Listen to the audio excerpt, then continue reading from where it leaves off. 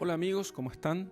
Vamos a hacer la lección divina del texto del Evangelio según San Lucas, capítulo 21, versículos 25 al 28 y versículos 34 al 36.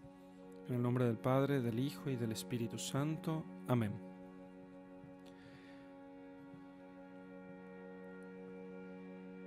Habrá señales en el sol, la luna y las estrellas, y sobre la tierra ansiedad de las naciones a causa de la confusión por el ruido del mar y la agitación de sus olas. Los hombres desfallecerán de espanto a causa de la expectación de lo que ha de suceder en el mundo, porque las potencias de los cielos serán conmovidas. Entonces es cuando verán al Hijo del Hombre viniendo en una nube con gran poder y grande gloria. Mas cuando estas cosas comiencen a ocurrir, erguíos y levantad la cabeza, porque vuestra redención se acerca. Ahora saltamos al versículo 34.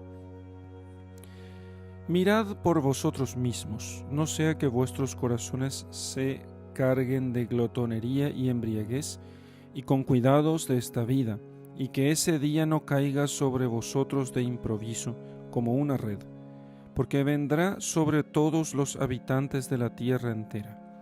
Velad, pues, y no ceséis de rogar, para que podáis escapar a todas estas cosas que han de suceder, y estar en pie delante del Hijo del Hombre. Muy bien. Entonces tenemos aquí el texto de los signos de los tiempos, los signos de los tiempos de los que habla nuestro Señor en el Evangelio de San Lucas.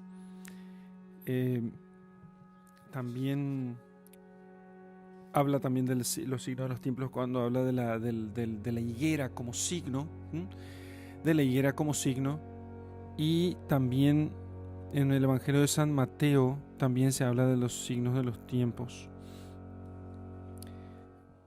Para poder entender un poco este texto, tengo que decir que aquí no vamos a utilizar el término signos de los tiempos en el sentido en el que se suele utilizar en la teología moderna post-Concilio Vaticano II, porque a la luz de algunos discursos del Papa Juan XXIII, sobre todo en la apertura del Concilio Vaticano II o en la convocatoria Humanae Salutis, creo que se llamaba la carta con la que el Papa Juan XXIII convoca, y luego muchos teólogos, inclusive también después teólogos adscriptos a la teología de la liberación, ellos utilizaron mucho el término signos de los tiempos. Pero la concepción de signos de los tiempos post-Vaticano II no es la concepción de las Sagradas Escrituras. Y voy a explicar en esta lección más o menos lo que me alcance la inteligencia hacerlo, que no es ese tipo de signos de los tiempos. El signo de los tiempos del que hablan los teólogos post-Vaticano II de los últimos años, digamos así, son como eventos históricos, ¿sí? Así lo dice el mismo Fisichella, René Latourelle, teólogos que son muy respetados. Pierre Ninot también tiene algunos artículos sobre el asunto. Inclusive Raúl Versosa Martínez, que fue obispo, hace poco renunció, que fue obispo de Ciudad Rodrigo hasta hace poco tiempo en España. Entonces ellos hablan de signos de los tiempos como eventos históricos que influyen en la sociedad y que indican o que pueden indicar la presencia de Dios. Bueno, pero eso como indicación de la presencia de Dios no parece mucho a lo que nosotros tenemos aquí en las Sagradas Escrituras respecto de los signos de los tiempos, porque incluso un teólogo, Marie-Dominique Chenu, o Dominique Marie Chenu, no recuerdo, pero Chenu, que es el padre de la teología de la liberación, junto con el padre Gutiérrez. Entonces Chenu principalmente es un crítico incluso de ese uso que hacen del término signos de los tiempos en la teología de los últimos decenios, diciendo que hasta qué punto se puede transferir el sentido de signos de los tiempos como signos de los tiempos mesiánicos y signos escatológicos, pasarlo a signos digamos así, que representen el tiempo actual, ¿sí? Signos que representen el tiempo actual. Bueno, entonces Chenú dice que no se puede hacer eso, o que por lo menos tiene dudas él acerca de eso. En las Sagradas Escrituras nosotros vemos que estas son señales de carácter escatológico. Eso es muy importante que tengamos en cuenta. Entonces, dice que está hablando de los tiempos de la llegada del Señor, ¿sí? Y que entonces, antes de que llegue el Señor, que es lo que está en el versículo 36, ¿sí? Cuando dice estar pie delante del Hijo del Hombre, cuando el Hijo del Hombre venga. Entonces, para estar de pie delante del Hijo del Hombre, es necesario que pasen cosas antes. Y esas cosas que suceden antes son las señales de que el Hijo del Hombre está llegando, ¿sí? Entonces, esas señales de que el Hijo del Hombre está llegando, ¿cuáles son? Señales en el sol, en la luna y en las estrellas, y sobre la tierra ansiedad de las naciones a causa de la confusión por el ruido del mar y la agitación de sus olas. Bueno, entonces nos habla de señales en el sol, la luna y las estrellas. En otro pasaje nos dice que el sol, la luna y las estrellas caerán o dejarán de dar su brillo. Ya he dicho en otras oportunidades que el sol, la luna y las estrellas significan todo aquello que para el hombre es ayuda para que él pueda caminar, ¿sí? Sol, luna y estrellas son, en la concepción antigua, guías, ¿sí? Como hoy para nosotros en una carretera es una señal de tránsito, o la indicación meteorológica que vemos en el teléfono celular. Eso nos indica si podemos o no podemos viajar, o qué sé yo, cosas por el estilo, ¿no? Entonces, todo eso son el sol, la luna y las estrellas. Una luna bien iluminada permite caminar de noche, no hay energía eléctrica. El sol permite caminar, permite andar, y las estrellas me permiten hacer mapas con los cuales yo pueda guiarme, principalmente para los navegantes.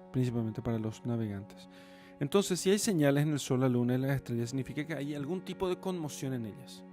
Algún tipo de conmoción habrá en los astros del cielo.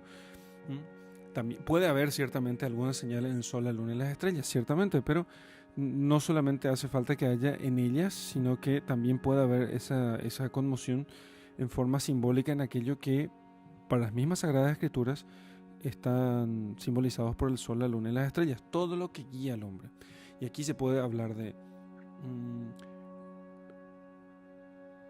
la ciencia, la filosofía, la teología, la iglesia, los estados, ¿sí? El gobierno, la familia, las instituciones sociales. Bueno, todo eso puede tener señales, ¿sí? Y entonces, sobre la tierra, como consecuencia de esas señales, hay ansiedad en las naciones a causa de la confusión por el ruido del mar y la agitación de sus olas. Bueno, entonces hay confusión por el ruido del mar y la agitación de sus olas. ¿Qué es el mar? El mar es el poder civil, el poder humano, el poder mundano, digamos. Entonces es la bestia del mar. En el Apocalipsis nosotros tenemos la bestia del mar y la bestia de la tierra. La bestia de la tierra es un poder religioso falso, ¿sí? Que se levanta para poder legitimar el poder de la bestia del mar, que es un poder político, mejor dicho, un poder político que se levanta, ¿no? Entonces, en los pueblos de la tierra habrá gran ansiedad por causa de la confusión, por el ruido del mar y la agitación de sus olas. O sea, porque ese poder político resulta que será ruidoso, ¿sí? Será ruidoso y tendrá gran agitación, y entonces en ese momento habrá gran angustia, ¿sí? Claro, porque la inestabilidad política produce angustia. Cuando no, una inestabilidad política produce angustias. Eso es normal, por supuesto. Entonces, habrá gran confusión por todo esto. O sea, lo que está hablándonos aquí es de, parece ser, inestabilidad política. Puede haber también señales en el mar y agitación de sus olas. Sí, podría ser ciertamente. Entonces, que el mar de repente comience a moverse. No, ahí nada obsta a que sea eso así también. Estoy hablando de los haciendo una especie de conexión con otras profecías o con otros símbolos que se encuentran en la Sagrada Escritura. Bien, entonces los hombres desfallecerán de espanto a causa de la expectación de lo que ha de suceder en el mundo, porque las potencias de los cielos serán conmovidas.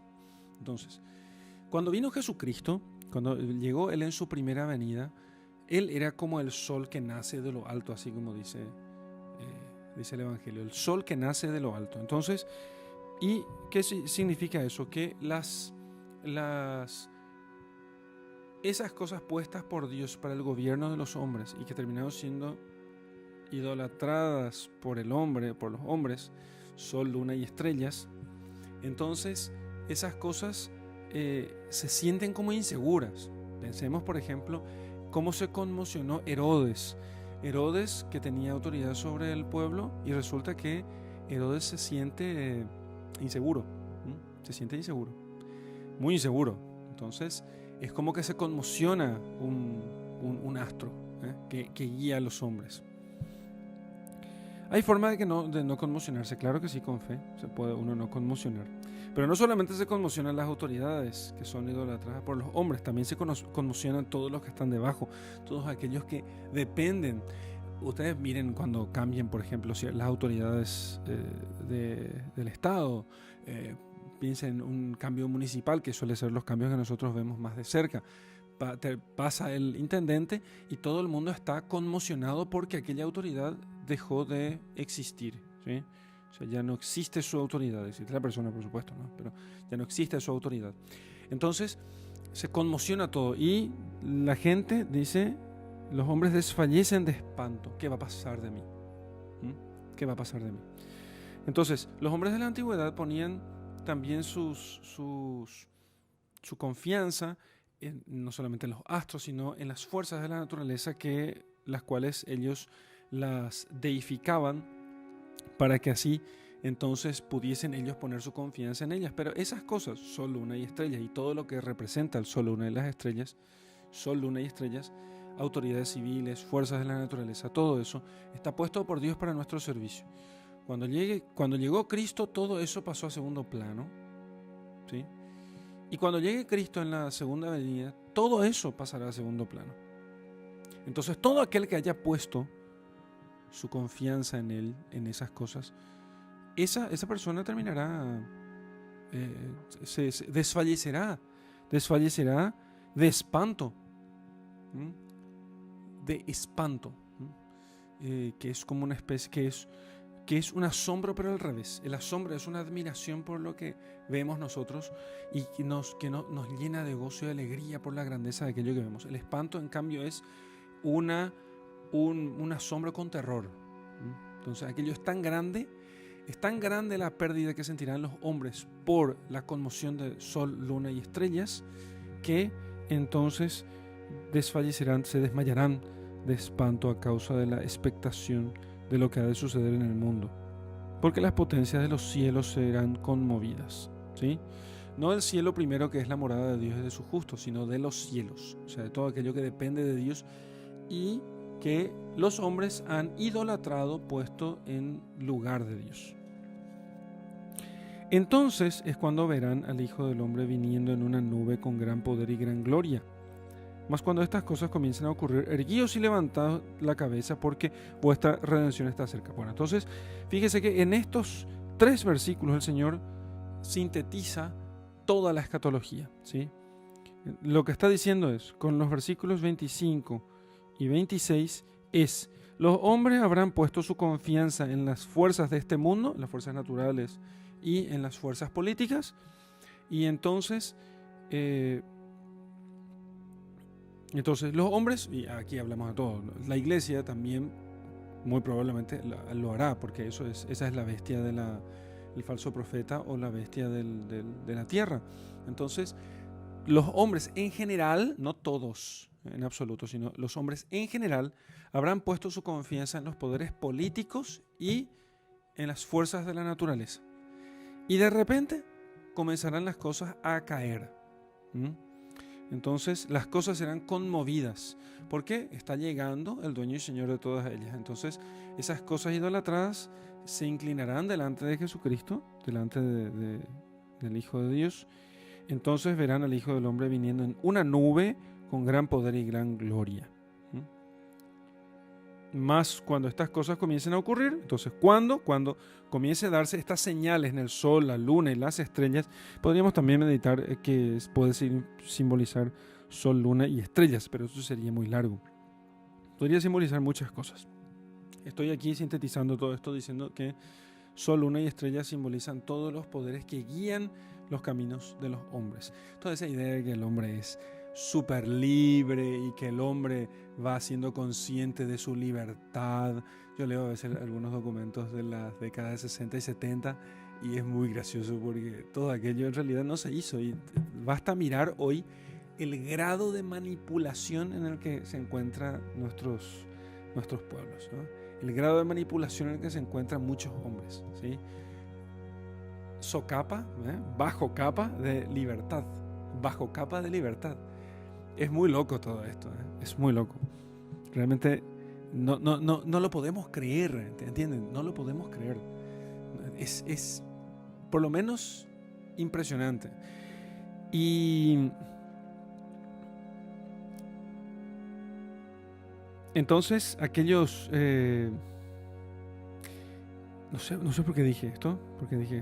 Porque estaba diciendo que, bueno, que habíamos puesto todas nuestras los hombres de la década del 60, 70, 20, 45, serían 55, 65, 20, más de 20, 25 años después del final de la Segunda Guerra Mundial, habían puesto mucho su confianza en el progreso. Entonces el progreso, que pitos y flautas, el progreso aquí, progreso allá, era mucho lo que se hablaba del progreso. Entonces, el progreso continuamente era una cosa que era hipnótica, el progreso, ¿sí? Pero nosotros estamos en un momento en que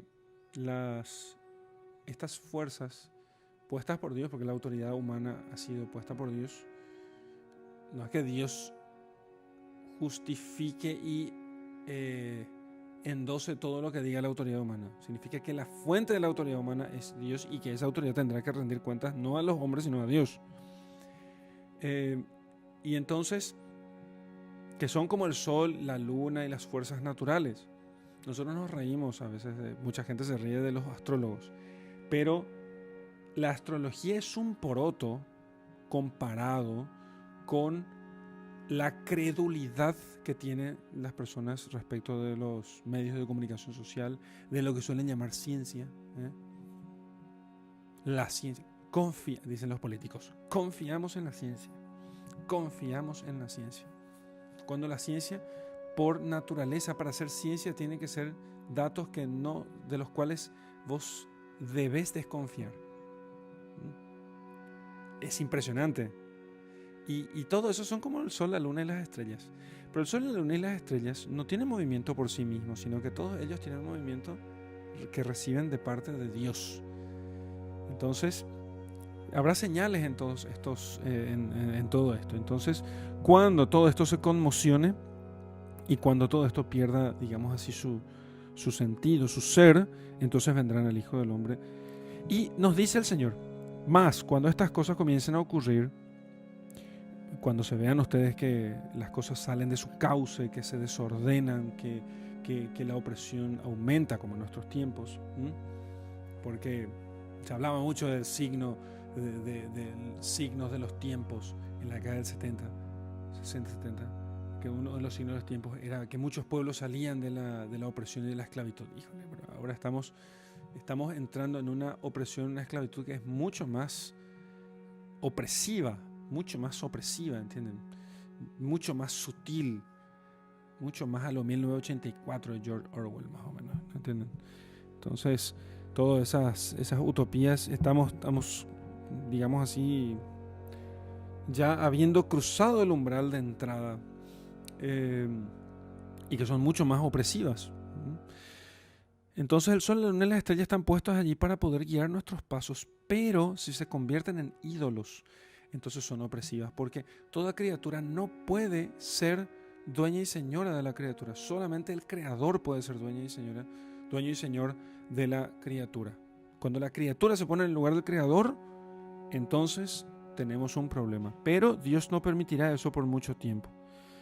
Cuando se den estas cosas, habrá mucha angustia de aquellos que han puesto su confianza en el Estado, en la ciencia, en los medios de comunicación, en las nuevas élites intelectuales, en los nuevos filántropos y todo eso, que actúan a modo de sol, luna y estrellas.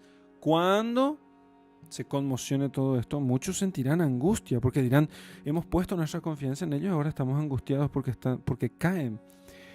Entonces cuando comience a ocurrir, erguíos y levantad la cabeza. No se asusten, no agachen la cabeza. Mirad hacia arriba, mirad hacia el cielo, de donde las cosas permanecen eternas, porque vuestra redención está cerca. Vuestra redención está cerca. Esto es muy interesante, ¿no? Esto es muy interesante porque el Señor siempre nos pide que cuanto peor esté la cosa, nosotros confiemos más en Él. Y entonces en el fin de los tiempos, cuando se cumplan todas las profecías y cuando llegue el tiempo del retorno del Señor, que nosotros tenemos que siempre pensar que está cerca. No nos es lícito pensar que está lejos. No nos es lícito. Porque cuando digan paz y prosperidad, entonces vendrá el fin. Porque cuando pensemos nosotros que todo está bien, entonces allí vendrá el fin, ¿sí?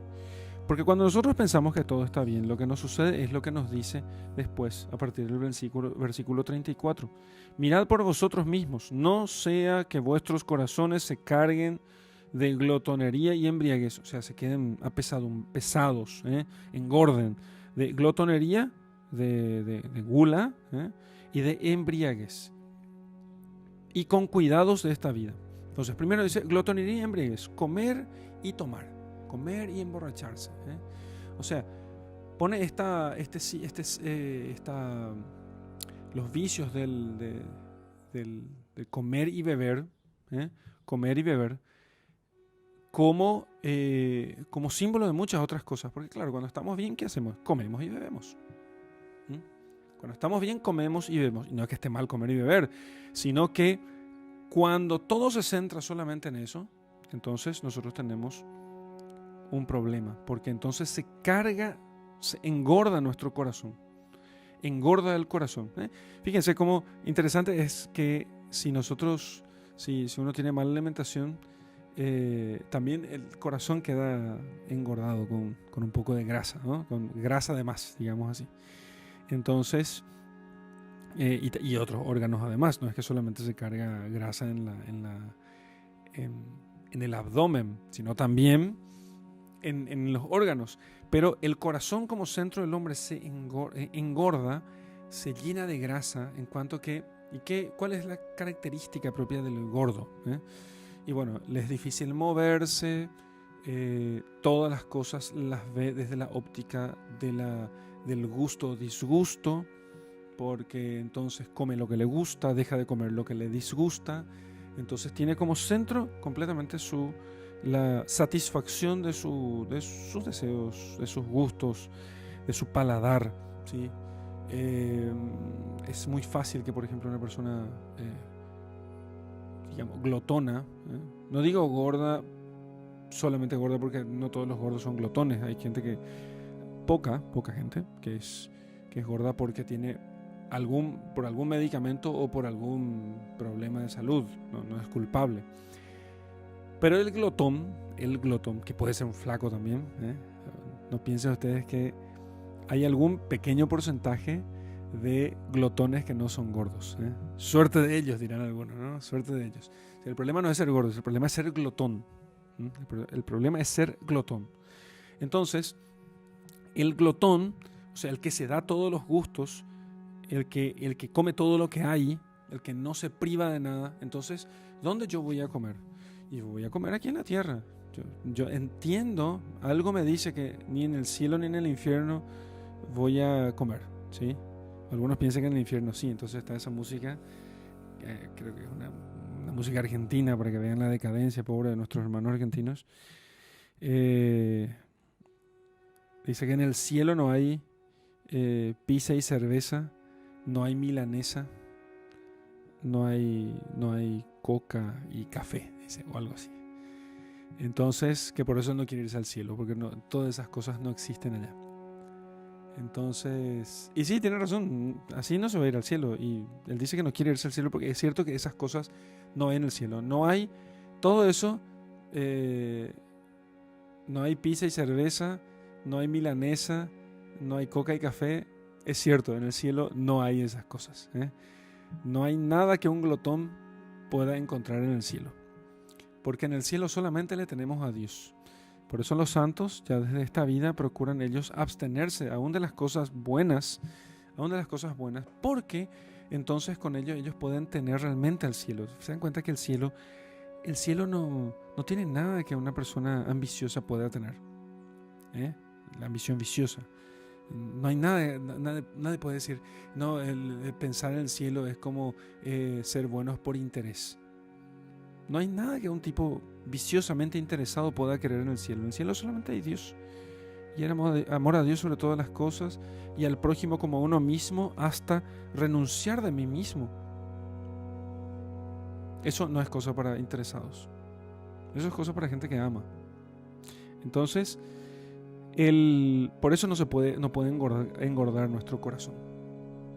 Piensen ustedes cómo serían ustedes si pesaran 200 kilos. Se les cuelga toda la grasa. Parece medio loco esto que estoy diciendo, pero quiero que piensen si el alma les pesa 200 kilos. ¿Cómo les va a costar rezar? ¿Cómo les va a costar mantener la pureza? ¿Cómo les va a costar hacer un ayuno? ¿Cómo les costará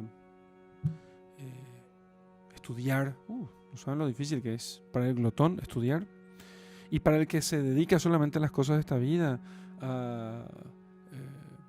para el que está en pecado, para el que se da todos los gustos que quiere, incluso los ilícitos, y muchos de los lícitos, pero de forma desordenada. Le cuesta estudiar, le cuesta ser atento con las necesidades de los demás, le cuesta ser responsable en sus deberes de Estado, le cuesta hacer oración, ni qué decir, le cuesta hacer obras de caridad, le cuesta. Si es que ya no las deja, porque una cosa es que me cueste y yo haga igual, otra cosa es que yo lo deje, porque un gordito puede trotar un poco, le va a hacer sufrir, pero puede conseguir. Pero no es lo mismo a alguien que le cuesta que uno que tiene facilidad. Y nosotros lo que tenemos que llegar a hacer es ser atletas de Jesucristo. Ser atletas. Para un atleta es fácil. Che, vamos a correr ahora. Ok, hace calentamiento 2 minutos y después ya sale corriendo. En cambio, para un gordo, aunque haga calentamiento media hora, no podrá salir corriendo. Se cae a los 10 metros. Así funciona. Nosotros tenemos que convertirnos en atletas de Jesucristo. Por eso no podemos, debemos de cuidar que no se nos engorde el corazón. Y también otra cosa que engorda el corazón es el cuidado de las cosas de esta vida, que digamos es la realización, es el analogado secundario. El analogado primario es la glotonería y la embriaguez. Y el analogado secundario es el cuidado de esta vida. Y digamos que ambas cosas son como dos caras de la misma moneda. El tema es darse todos los gustos y placeres. Consumir o comer todo lo que yo quisiera. Fíjense ustedes cómo nuestro tiempo no es otra cosa que es una especie de cultura del consumo. Cultura del consumo.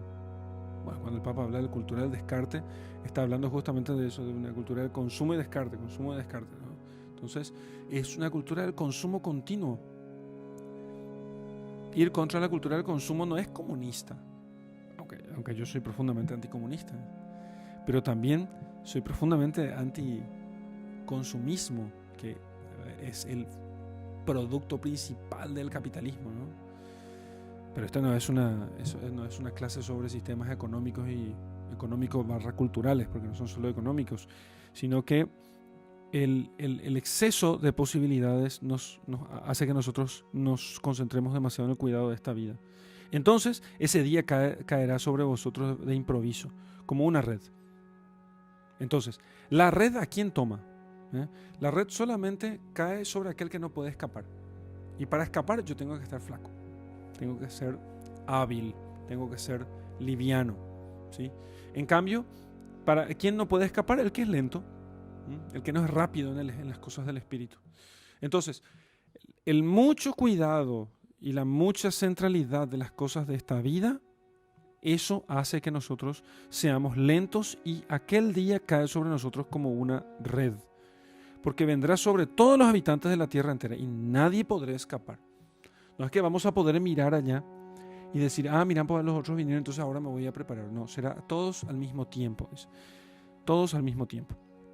Entonces, por eso nos hablan de que la tribulación final del retorno de Cristo será una cosa que alcanzará a todos los hombres. Por eso los signos anteriores que preceden tienen que ser cosas que alcancen también a todos los hombres, de tal modo que todos, de cierto modo, tengan la misma experiencia.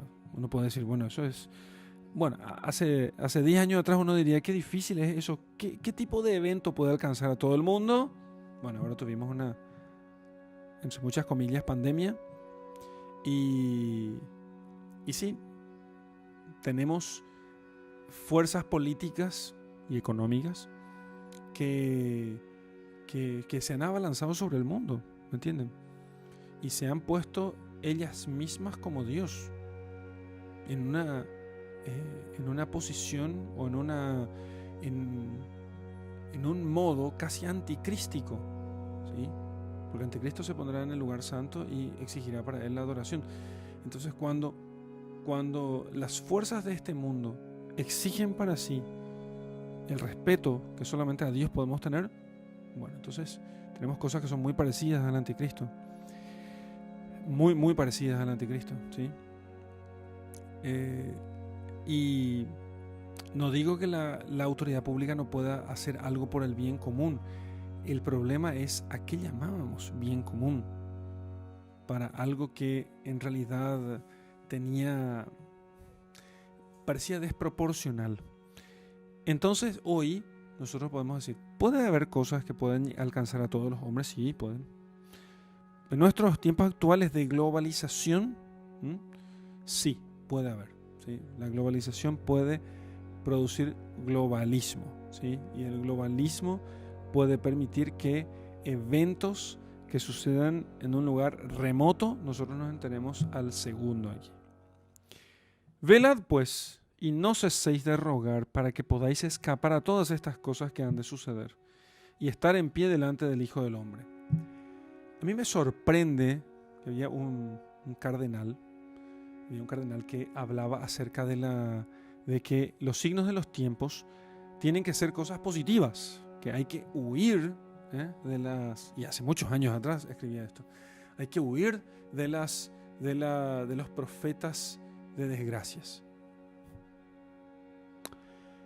El tema es que los signos de los tiempos, es cierto que había unos signos de los tiempos que eran desgracia y otros que eran la curación, la vista a los ciegos, la curación de leprosos, de paralíticos, de enfermos en general, lo que sea. Y esos parecían signos buenos. Pero yo no puedo pedirle a Dios qué tipo de signo yo quiero. Yo no puedo pedir eso a Dios. Y al leer las Sagradas Escrituras, yo me doy cuenta que Dios puede castigar, dígase lo que se diga. Lo que normalmente hace para castigar a su pueblo era peste, hambre o guerra. Eso es lo que le pide a David. Bueno, sabes que fallaste, cometiste un pecado, vas a elegir peste, hambre o guerra. Entonces él elige peste. Elige la peste.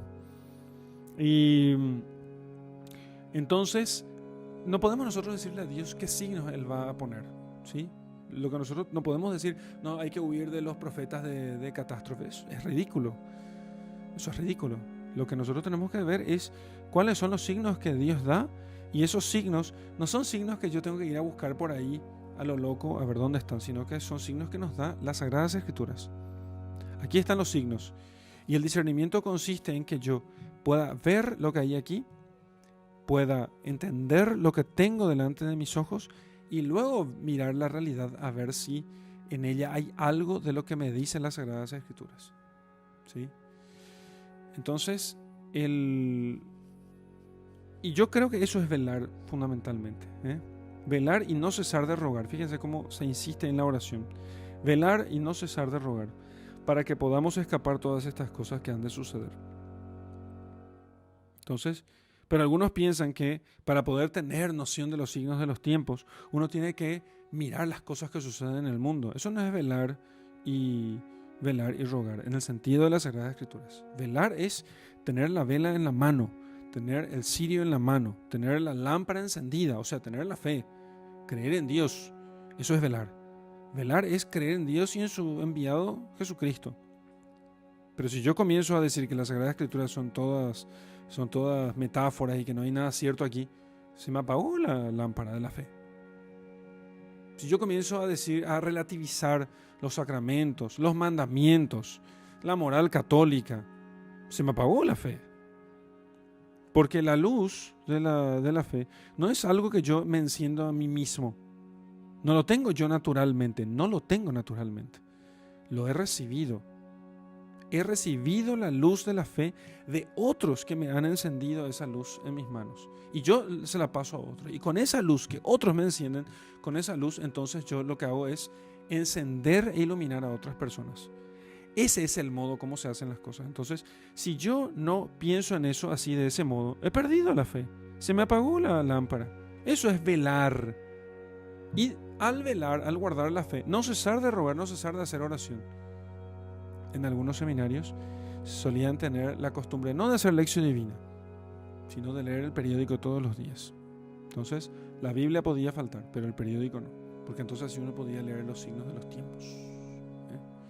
Así uno podía leer los signos de los tiempos, podía discernir entonces los signos de los tiempos, porque hay que estar informado, ¿entienden? Hay que estar ahí como informado siempre. Entonces, lo que hay que hacer es velar, guardar la fe y rogar y pedir a Dios humildemente que Dios por favor nos conceda a nosotros la gracia de poder estar atentos, de poder ver las cosas con claridad, de que no se nos escape nada. Eso es lo que hemos de hacer. Muy bien, hasta aquí en nuestra lección.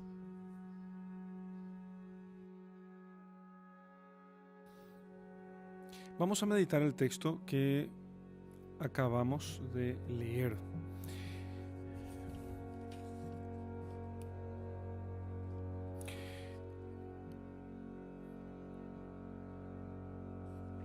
Bien, nosotros tenemos que pensar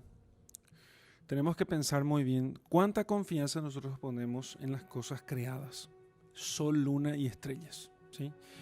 Y nosotros cuánta confianza ponemos en ellas y cuánto esperamos nosotros que ellas nos guíen.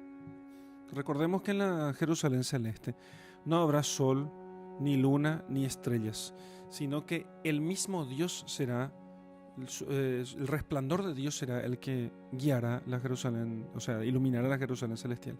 Entonces los hombres, para ellos no habrá ni noche ni día, ni no habrá necesidad de luz de lámpara o de sol,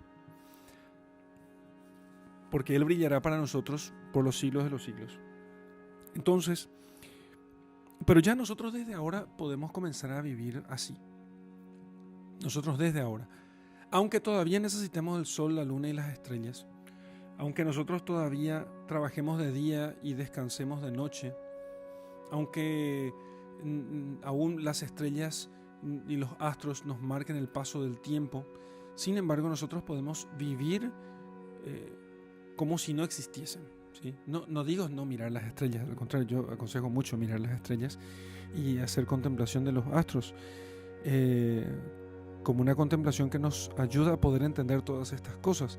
Pero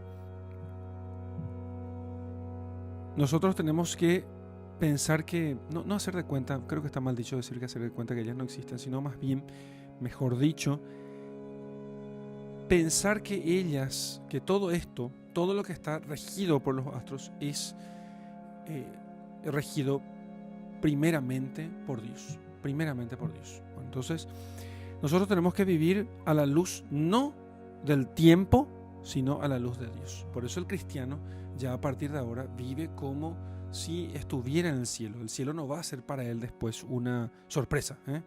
Sorpresa, llegaste al cielo ahora. Mira, todo esto es novedoso. No va a ser así. Sino que el cristiano ya comienza a vivir ahora como en el cielo. Por eso cuando en el Padre Nuestro decimos, hágase tu voluntad en la tierra como en el cielo, nosotros queremos que en la tierra se haga la voluntad de Dios, así como se hace en el cielo. O sea, que en la tierra ya Dios reine por intermedio de nosotros, dejándole nosotros que Dios reine en nosotros. Entonces Dios comienza a reinar en este mundo, digamos, por cooperación de nuestra libertad. Después, eso no significa que Dios no reinará o dependerá de nosotros para reinar.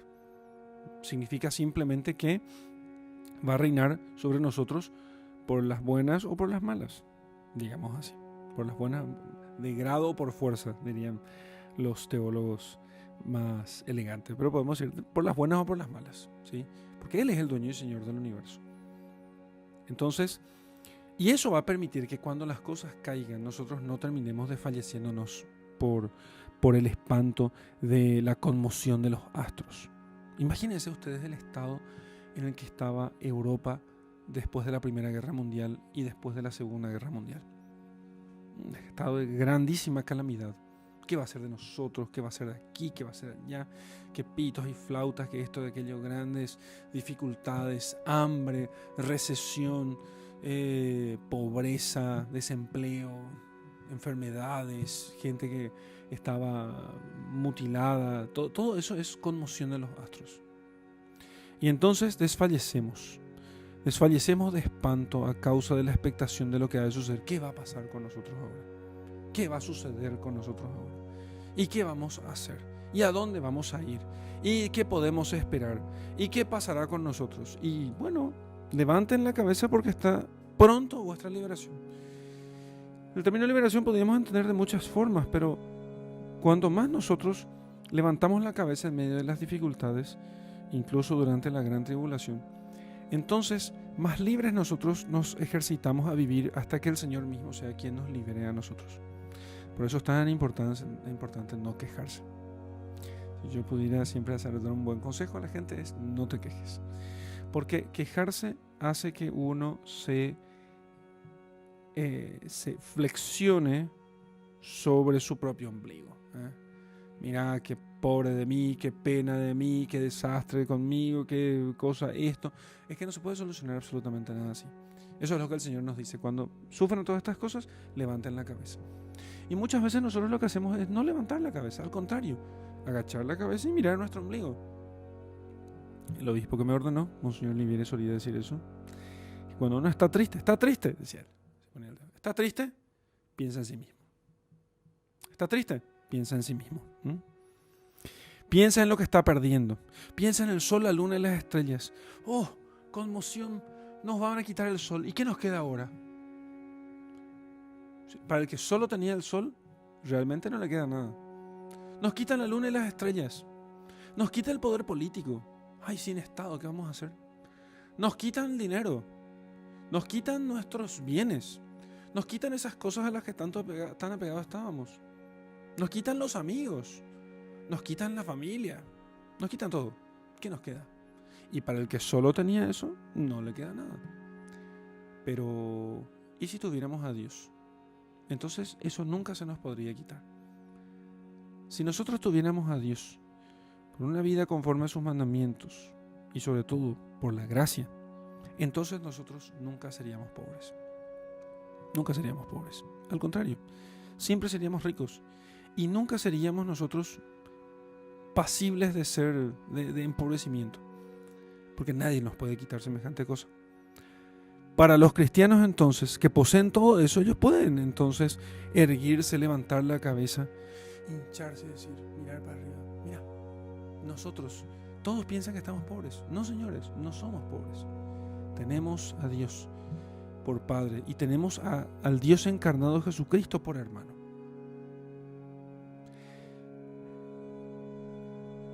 Y si alguno piensa que no puede hacer esto, Si alguno piensa que no es capaz de hacer esto, es por el apego a las cosas de este mundo. Yo sé que muchas veces hablo del tema del apego a las cosas de este mundo y estoy pensando que quizá alguna vez pueda no ser tan claro eso. Pueda no ser tan claro. Bueno, ¿y qué significa apego a las cosas de este mundo? Entonces, voy a tratar de dar algunos ejemplos, ¿sí? Quizás de mi propia vida muchas veces, ¿no? Entonces, apego a las cosas de este mundo, el corazón gordo, digamos así. El corazón es el centro de nuestra persona, ¿sí? Ahí donde está el yo, allí donde el yo se confronta consigo mismo.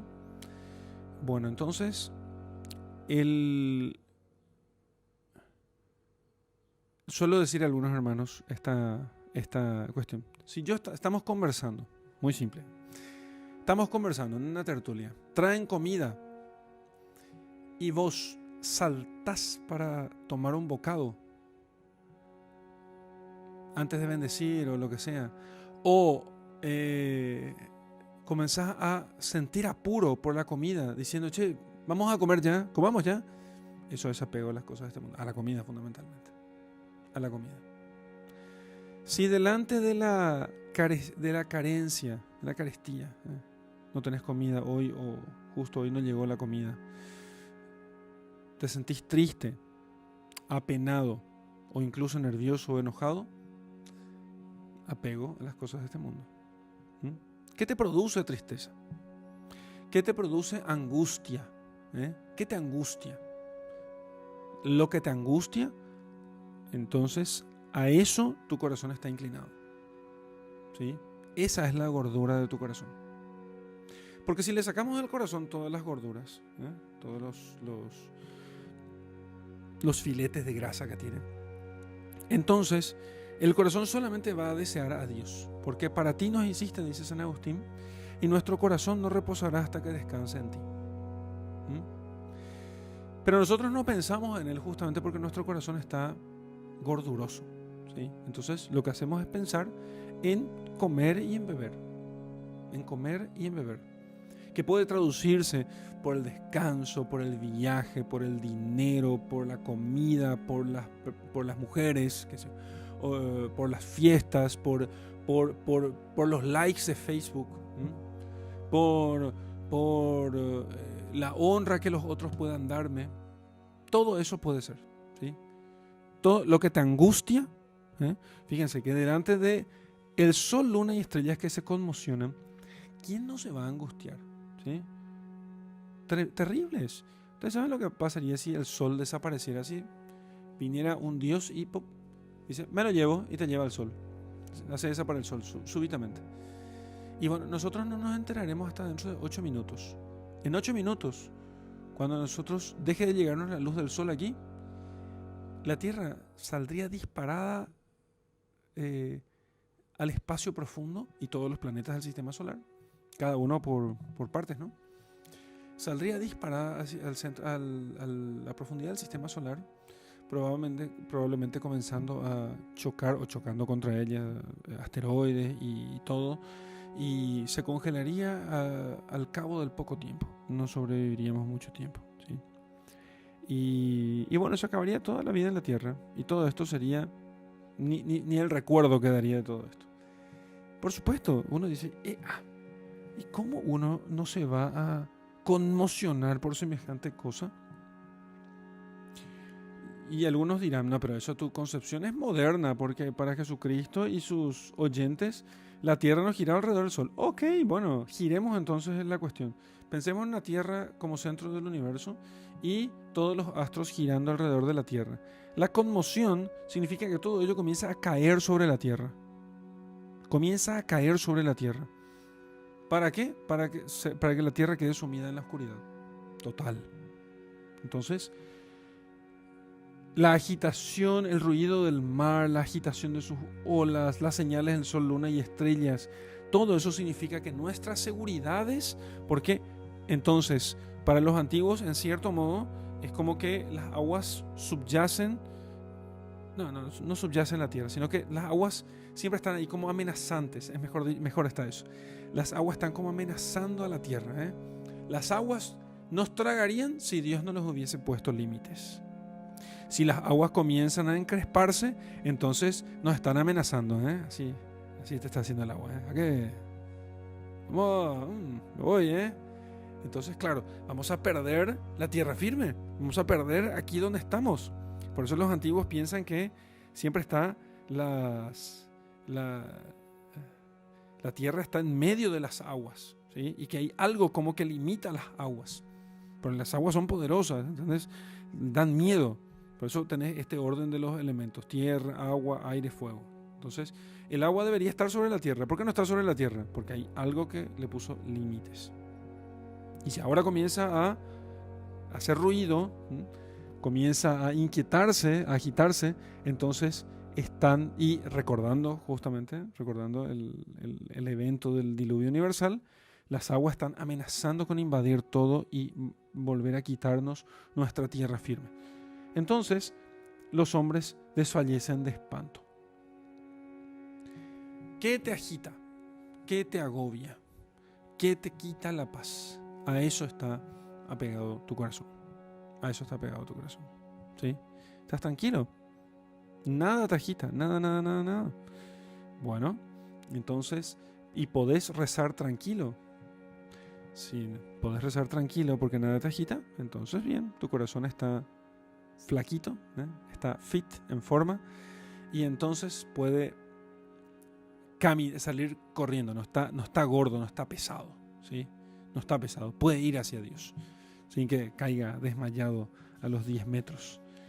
Entonces, nosotros procuremos que nuestro corazón no se cargue de glotonería y embriaguez o con cuidados de esta vida. Por eso es tan importante el ayuno, por eso es tan importante los tiempos penitenciales, que fíjense ustedes qué buena madre es la iglesia que nos pone Cuaresma y Adviento 2 veces al año para poder hacer penitencia, y hay que aprovechar completamente esos tiempos, ¿sí? Hay que aprovechar completamente esos tiempos, porque eso nos quita peso y nos hace elevarnos, porque lo que es liviano, lo que sucede con él es que se eleva. Nosotros necesitamos elevarnos hacia las cosas de arriba, ¿sí? Elevarnos desde lo oscuro, desde la tierra, a lo luminoso, hacia el cielo, ¿no?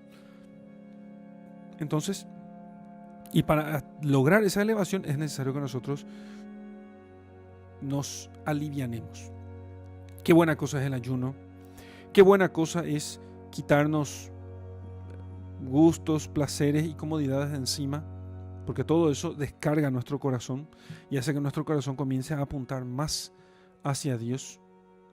Entonces, de tal modo que entonces, si nosotros logramos elevarnos, nosotros podemos mirar desde arriba y, aunque es cierto, la red también caerá sobre nosotros, sobre todos los habitantes de la tierra. Pero recuerden, en la red solo quedan los peces gordos, los flacos no. Entonces, nosotros podremos, en cierto modo, digamos así, escapar, ¿sí? En cierto modo escapar. Porque aunque también nosotros, por ser parte del género humano, tendremos que sufrir aquellos días, como la muerte, que todos lo sufrimos, sin embargo, no nos tomará desprevenidos. Es una llamada de atención entonces de la Escritura para que nosotros estemos siempre listos, para estar de pie delante del Hijo del Hombre cuando todas estas cosas sucedan. Nos sorprende, a mucha gente le sorprende la muerte. Últimamente hay muchas muertes súbitas y repentinas. Le sorprende la muerte. En la época de los picos de contagio y pandemia era mejor. La gente me decía, un sacerdote amigo estaba un poco preocupado, y estaba preocupado por estar preocupado, él diciendo, siento agobio por esta pandemia, y cuando en ese momento, todavía en las primeras semanas, yo me tragaba todavía mucho el tema, ¿no? Y lo creía, hasta que hice mis cálculos, hablé con gente muy seria, hicimos los cálculos y los números no cerraban, ¿no? Entonces, pero en ese momento mandé poner alcohol, que pitos y flautas, que todas las cosas, y le dije, y él estaba un poco preocupado, y yo le dije a él, pero fulano, Imagínate qué gracia fantástica. Vos te vas a enfermar y vas a morir dentro de 15 días más o menos. ¿Sí? Podés prepararte súper bien. Si Dios te llama, va a ser una gracia enorme. Es mejor que ser atropellado por un coche, ¿no? Entonces, vos haces el bien que tengas que hacer. Anda a visitar a los enfermos, trata de atender a los tristes y desesperados. Y si te toma y te caes enfermo, porque también es una posibilidad muy baja, pero y después comenzamos a darnos cuenta que era muy baja, entonces, si te caes enfermo, te vas a preparar súper bien. Vos caes enfermo, yo te doy los sacramentos y te vas al cielo, viejo. Te vas al cielo. Eso le ayudó un poco, además tuvo que retarle un poco, ¿no? Entonces, eso le ayudó un poco al sacerdote, ¿sí? Y de hecho, lo que más le ayudó fue despabilarse un poco de todo eso y salir a visitar a los enfermos. Salir a visitar a los enfermos. Y sobre todo a los contagiados. Y no tuvo hasta yo quedé contagiado. Él no. Él estuvo súper bien durante todo el tiempo. Yo sí tuve algún síntoma de pérdida de gustos, pero él no. Entonces, y le dije yo a él, andate. Amigo, andate. ¿Sí? No dejes de ir. Al contrario, es una gracia enorme. Pero no puede ser que nosotros vivamos despreparados para la muerte. Estamos despreparados para la muerte. ¿Qué pasa? ¿Cómo te sentirías vos si yo te dijera que morís dentro de una hora? Entonces, me agobia. Corazón gordo. Bien gordo. Bien gordo. Bien gordo. Corazón bien gordo. De esos que apenas pueden... Imagínense un corazón, estos hombres así que pesan 350 kilos, se les cae la gordura por el costado y están comiendo ahí papas fritas, hamburguesa y gaseosa. ¿Sí? Bueno, si sentís angustia ante la posibilidad de muerte, ¿qué va a pasar? Morís dentro de una hora. Medítalo. ¿Qué pasaría? ¿Cómo estaría yo? ¿Estoy listo? No estoy listo. Entonces tengo el corazón gordo. Ese es el problema. Ese es el problema. Entonces, que no se nos cargue el corazón. Y lo que tengo que comenzar a pedir ahora es la gracia al Señor para poder descargar el corazón, porque si siento que no estoy preparado para poder morir, para encontrarme con el Señor pronto, entonces es necesario comenzar a adelgazar el corazón. Sí, quitar la glotonería, quitar la embriaguez y quitar los cuidados de esta vida. No significa esto que no tengamos que hacer nosotros cosas buenas. Significa simplemente que es necesario poner orden de prioridades a las cosas, ¿sí? Y efectivamente, un corazón liviano, desapegado, hace mucho más bien que un corazón apegado y engordado, ¿no? Fuera de forma, digamos. Entonces, velad y no ceséis de rogar, para que podáis escapar a todas estas cosas que han de suceder. Velad y no ceséis de rogar. Finalmente, quiero decirles que a la luz de todas estas señales, cuando llegó el momento, los cristianos que tenían estas profecías y otras más acerca de la destrucción del templo y compañía, ellos entendieron que todo esto también se refería a su tiempo y los cristianos huyeron, cruzaron al otro lado del río Jordán y hacia el este, y entonces se salvaron del gran sitio de Jerusalén. Gracias a que ellos hicieron caso de todo esto y no se pusieron a decir, como dicen muchos cristianos, no, la venida del Señor está allá lejos. No va a llegar ahora, dentro de 1000 años por ahí, con suerte va a llegar el Señor. ¿Puede ser que Cristo vuelva dentro de 1000 años? Puede ser. Puede ser que vuelva mañana. Mañana no, porque falta todavía una señal, que es la conversión de los judíos. Pero nada dice que no puede volver dentro de un año. ¿Entienden? Porque las otras señales más o menos están cumplidas, que es la predicación del Evangelio de todos los pueblos y la apostasía de las naciones. Entonces, pero ¿cuál es el punto? ¿Qué es lo que el Señor quiere que nosotros hagamos? Que nosotros pensemos que va a ser mañana. Nosotros tenemos que pensar que va a ser mañana, para que hoy podamos tener nuestro corazón preparado y para que hoy hagamos todo el bien posible. No sabemos el día ni la hora, con lo cual puede ser mañana o en 1000 años. Pero velad y no ceséis de rogar, para que podáis escapar a todas estas cosas que han de suceder, porque llegará el día menos pensado. ¿Esto es agobiante? No, repito, si te agobia, si te sentís apretado, si sentís que te desespera, como dicen algunos, es porque el corazón está gordo. Repito una vez más, no es porque estas cosas sean agobiantes. A mí no me agobian. Yo soy un gran pecador. Te aseguro que a los santos no les agobia. Te aseguro que a un buen cristiano no le agobia. Conozco gente muchísimo mejor que yo, mucho más piadosa, que piensa en estas cosas y no les agobia para nada. Están tranquilos y porque están velando y rogando a Dios. Velando y rogando a Dios. Entonces, quiere el Señor que nosotros pensemos que será pronto, porque entonces así seremos todavía nosotros mejores. Y así viviremos siempre alertas y despiertos, y no nos perderemos en cosas que nos pueden llevar a la perdición. Hasta aquí nuestra meditación.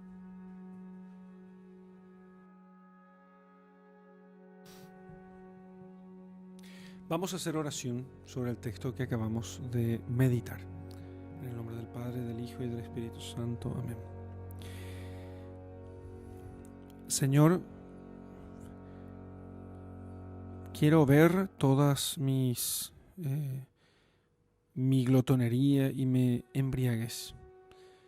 Quiero ver, Señor, cuántas veces me llené de aquellas, me embriagué de aquellas cosas que en realidad solamente servían como medios y no como fines, porque fin solamente eres tú. Solamente a ti debo apuntar. Y muchas veces, en cambio, me he llenado, me he embriagado de todas esas cosas y no pocas veces se ha hecho más pesado mi corazón. Por eso te pido, Señor, que me alivianes, que aquellas pruebas y dificultades que me mandes, sepas que yo las acepto, porque con ellas puedo yo alivianar el corazón. Y te pido que avives en mi corazón la espera de tu retorno, el deseo de tu llegada, el deseo intenso de tu justicia, que quiera yo que vengas pronto, Señor, y que pueda desear yo estar contigo lo antes posible, sin que por ello me olvide de pelear. Entonces, que con el deseo de tu retorno, con el deseo del encuentro contigo, también se avive en mí la llama de seguir haciendo el bien. Por eso te doy gracias, Señor, por estos sentimientos que inspiras en mi corazón, y te pido que me des tu gracia para poner por obra los buenos propósitos que tenga. Gloria al Padre, y al Hijo, y al Espíritu Santo, como era en el principio, ahora y siempre, y por los siglos de los siglos. Amén.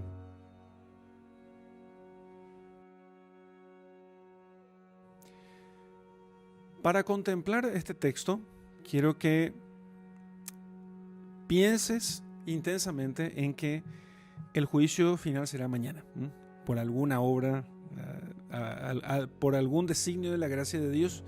Vino un ángel y te comentó una infidencia. Aparece tu ángel de la guarda y te dice: che, fulano, mañana es el juicio final. Te aviso nomás porque estás muy mal y tenés 24 horas para resolver tu problema. Hay películas que muestran 24 horas para vivir o para morir, qué sé yo. Entonces los tipos hacen locuras, viajan, compran cosas, van al casino. Todas esas cosas son de inspiración diabólica, porque en realidad nos despreparan, engordan mucho el corazón para el encuentro con Dios. Vos que tenés fe, si hoy viniera un ángel y te dijera: mañana es el juicio final, tenés 24 horas para resolver tus problemas, ¿qué harías en estas 24 horas? ¿Cuáles serían las cosas que harías? Cuanto más cosas pensás que tenés que hacer, menos preparado estás, ¿sí? Entonces, es bueno que comiences a ver todas esas cosas, y si hace falta, que te pongas al día con el Señor. Y te dejo con mi bendición. En el nombre del Padre, del Hijo y del Espíritu Santo. Amén.